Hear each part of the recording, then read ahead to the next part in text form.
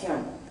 Adaptación quiere decir que nos adaptamos nuestras posibilidades al medio que nos rodea, o quiere decir que adaptamos el medio a nuestros proyectos, a nuestros esbozos, a nuestras ilusiones. ¿Qué quiere decir la palabra adaptación? Porque al final, en las palabras clave que tratamos en todos estos temas, no hay modo de saber qué quiere decir cada una de ellas. Ayer mencionaba también Lidia el término traidor naturalismo. Bueno, pero ¿qué está queriendo decir usted?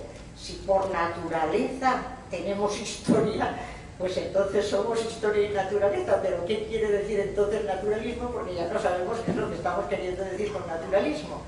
Si estamos diciendo que adaptación quiere decir que los seres humanos tienen la capacidad por su hiperformalización de adaptar el medio a sus proyectos, a sus esbozos, entonces el concepto de adaptación es muy distinto y la moral entonces es proyección, es futuro, es esperanza, es creación, es inteligencia y el tener la capacidad de aprovechar los medios que nos rodean para poner nuestros proyectos por obra.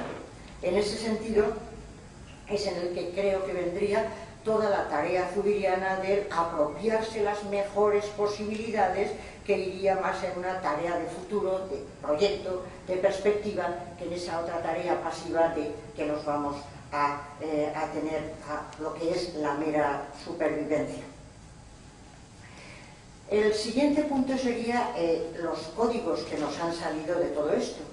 Porque claro, los autores de los que estoy hablando, cuando llegan a la conclusión de que los códigos que están inscritos en nuestro cerebro son los que nos llevan a aproximarnos al cercano y a alejarnos del lejano, pues la verdad es que vienen a decir lo que decían en mi pueblo todas las gentes, que tienes que buscarte mucho cariño con los parientes, con los amigos, que amigos hasta en el infierno, es lo que se decía en todos los pueblos, amigos hasta en el infierno porque siempre te pueden ayudar. Y al fin y al cabo hay que ayudar al que te puede ayudar, y si el mecanismo último que tenemos moral es la reciprocidad, entonces si se lo cuento a mi madre, que en gloria esté, diría, bueno, eso es lo que se ha dicho siempre, que tienes que buscar ayudar a los que te ayudan y alejarte de los que no te pueden ayudar, porque esos no te plantean más que problemas. Uno se desinteresa del lejano, porque si hay una catástrofe de mineros en Chile, pues es muy penosa, pero en España les preocupan mal las catástrofes de los mineros españoles. Y entonces, bueno, cuanto más lejos, pues parece que uno se afecta menos y se interesa menos. Si lo que hemos llegado a la conclusión es de que la moral consiste en algo como que hay que reciprocar, que la clave de los seres humanos es dar a aquellos que te pueden devolver y montar todo un mecanismo y una institución basada en la reciprocidad, entonces desde el punto de vista político se sigue algo muy importante, y es que el contractualismo es la mejor forma de organización política. El contractualismo, la teoría que nació en Hobbes y sigue hasta nuestros días con Rawls y todos los autores que la defienden, es la teoría más perfecta, porque al fin y al cabo el contractualismo en el terreno de la política y en el de la economía, no la empresa salvaje, sino la que sabe contratar y la que sabe intercambiar dentro de un marco institucional. Y entonces lo que se ha conseguido es ese mecanismo de reciprocidad, institucionalizarlo a través del Estado de Derecho y a través de una economía que es una economía institucionalizada y que tiene en cuenta las instituciones. Todo lo que se está trabajando en neurociencias tiene una enorme repercusión en el terreno ético, pero también en el político y en el económico. Por lo cual siempre hay que sacar las consecuencias de qué se puede seguir de cada una de las opciones. Y el tema de la reciprocidad nos lleva a que es muy inteligente hacer un Estado de Derecho y una economía que sea una economía institucional. Pero efectivamente, la pregunta que se les hace a todas estas gentes es, pero es que la humanidad parece haber llegado a algo más allá de la reciprocidad. La reciprocidad de alguna manera está en un nivel que ya ha pasado del convencional, eso es verdad, pero no mucho. El nivel de la reciprocidad no es el nivel de la moralidad a la que se ha llegado, porque la Declaración de Derechos Humanos de 1948 va mucho más allá de la reciprocidad. Dice que todo ser humano, por el hecho de serlo, tiene derecho a la vida, tiene derecho a expresión, tiene derecho a asociación, tiene derecho desplazarse por un territorio sin ser detenido, tiene derecho a una atención sanitaria, tiene derecho a la educación. Todo ser humano por el hecho de serlo. El que puede devolver y el que no puede devolver. El que puede reciprocar y el que no puede reciprocar. Todo ser humano tiene derecho y esa es nuestra clave. Y además tenemos un horizonte, que es el horizonte de la ciudadanía cosmopolita. Por fin el sueño de los estoicos, por fin el sueño cristiano, por fin el sueño ilustrado de una ciudadanía cosmopolita. Somos ciudadanos del mundo.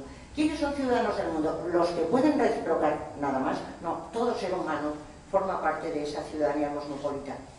¿Cómo casamos los dos? El cerebro que nos ha llevado hasta apoyar a los amigos y reciprocar con aquellos de los que puedo recibir, y ese otro ámbito que sería el de los derechos humanos y el de una ciudadanía cosmopolita. Los autores que estoy comentando dicen, claro, lo que pasa es que este mecanismo viene de las sociedades aquellas de cazadores-recolectores, pero ahora el entorno social ha cambiado enormemente. Y como saben los presentes, los seres humanos, nuestra conducta viene explicada solo en un 30% por el cerebro, porque el resto del 70% lo vamos generando en interacción con el medio y vamos modificando nuestro cerebro. Con lo cual podemos modificar enormemente nuestro cerebro y podemos modificar nuestra conducta. Y dicen estos autores, como ahora el entorno social es diferente, cabe esperar que demos el paso a una moral de alguna manera universal. Sí, pero es que de un mecanismo cerebral no se sigue un debe. Es que de ley no se sigue un debe. Es que si el mecanismo cerebral es así descriptivamente, de ahí no puedo sacar un deber moral. Con lo cual cabe pensar si efectivamente por el momento este tipo de éticas pueden sustituir a las éticas tradicionales, a las teorías éticas tradicionales, y se pueden sustituir también a las morales religiosas, o más bien lo que ocurre es que nos ayudan a saber más acerca de nosotros mismos y el funcionamiento de nuestro cerebro en el terreno de las emociones, en tal vez no culpabilizarnos demasiado, porque nos desinteresemos del lejano, sino, y aquí creo que es donde está la clave, en preguntarnos si efectivamente nos conformamos con desinteresarnos del lejano, o por el contrario, proyectivamente creemos que lo que hay que hacer es interesarse por los lejanos, porque el interés por los cercanos ya lo tenemos bastante claro. Si tenemos que ampliarnos al interés por el lejano, porque, como se ha dicho, y creo que es la base de la ética moderna, a fin de cuentas, cada ser humano es un fin en sí mismo, y como no puede ser intercambiado por ningún precio porque tiene dignidad, todo ser humano tiene que ser atendido, pueda o no pueda reciprocar. De creación, hay que ir mucho más allá de los mecanismos evolutivos. Y entonces tengo que decir que por primera vez en la historia está de acuerdo con un autor utilitarista, cuando decía el autor utilitarista, es que la evolución no es la que nos marca la marcha del progreso. Es que decir más evolucionado no quiere decir mejor.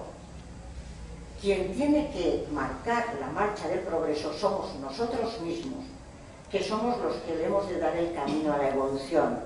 Y decía ese autor justamente, nunca he estado de acuerdo con Kant, pero en esta ocasión estoy de acuerdo con Kant, en que es algo así como una razón pura las que nos tiene que llevar más allá de esos mecanismos cerebrales. Yo creo que unos y otros, y el mismo Kant, ganarían mucho más si tomaran para sus propuestas, y yo creo que también en esta es nuestra tarea, toda la teoría de la apropiación de Zubiri y toda esa línea que yo vengo trabajando desde hace bastante tiempo, que va mucho más allá de la reciprocidad fuerte al reconocimiento recíproco. Entiendo que la clave que nos constituye y lo que ha ido marcando el progreso moral, esa teoría del progreso moral de la que hablaba Habermas, ha sido un progreso en el reconocimiento recíproco de los seres humanos. Que tengan o no capacidad de reciprocar, nos reconocemos mutuamente una dignidad y una estima en la que no podemos descender o retroceder de ninguna manera. Esas teorías del reconocimiento recíproco que nos llevan a reconocernos como dignos mutuamente, que tienen una elaboración filosófica y tienen también una traducción religiosa, son las que dirían que los seres humanos se constituyen en reconocimiento, y el reconocimiento puede ser la dignidad o el de que somos carne de la misma carne y sangre de la misma sangre. Creo que recuperar esas tradiciones es importante para una neuroética que no quiera basarse únicamente en el cerebro, sino que tenga en cuenta todo lo que es el ser humano. Muchas gracias.